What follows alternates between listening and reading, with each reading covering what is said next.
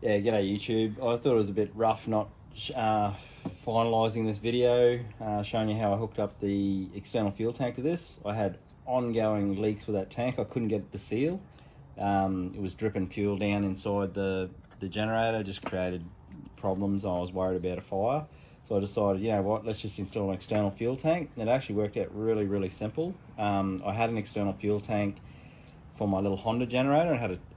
It's got a Tohatsu fuel fitting on the end. You'll see that here. That's exactly what it looks like, and that's the tank down there.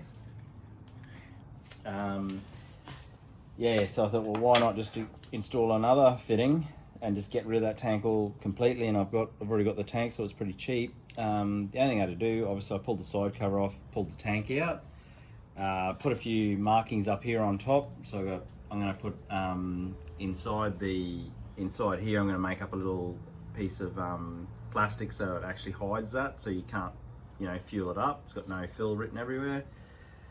And then obviously all I had to do was inside here, when I pulled the tank out, there was a breather that went to the top of the tank, if you remember. I just cut that off.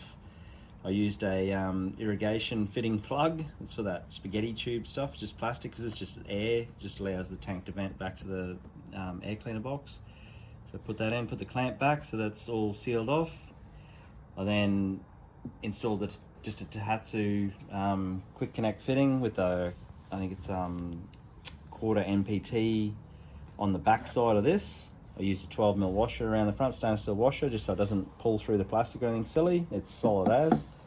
And I used a quarter to 3/16 quarter NPT to female to 3/16 barb connection on the back, and some proper Pertec petroleum white sealant. So screwed them together. Once I had the cover off, drilled through a 12.5 13mm hole, put that in, tightened it up. I had to cut a little bit of the insulation off the back so it sit nice and neat on the inside and pulls hard up against the plastic, but it did up really nice and it doesn't go anywhere. Works really well.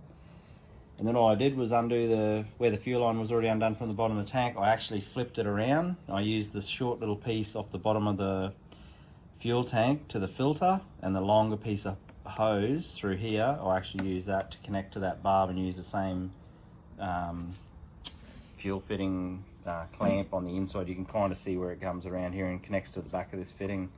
But yeah, it works really, really well. Simple, there's no more fuel leaks. I'm not worried about it burning the bloody place down. And the tank, even to set up the whole tank and everything for my Honda generator, it was only about $100 by the time I bought the tank and the fittings, and it was less than $100, like $90 from Anaconda I think I paid, even for the fitting for the Honda tank, which screws into like a cap with the fuel cap, whereas this one's just straight into the side of the generator into the fuel line.